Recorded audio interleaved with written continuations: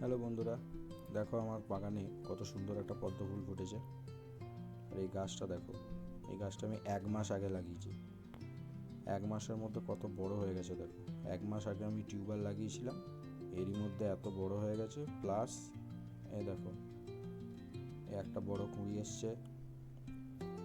আর নিচে কোথায় গেল, হ্যাঁ ওই যে ওই একটা কুঁড়ি এসছে।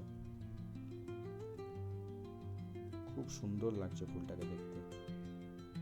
এছাড়া আমার দেখো শালুক ফুলের গাছ আছে।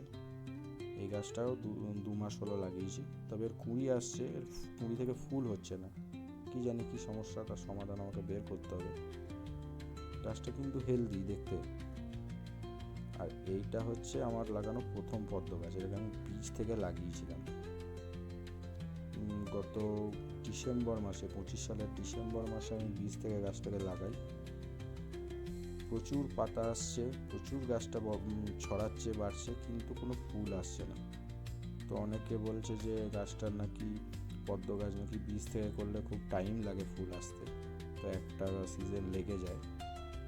তো আমি সেই জন্য ওয়েট করছি, এই সিজনটা দেখি।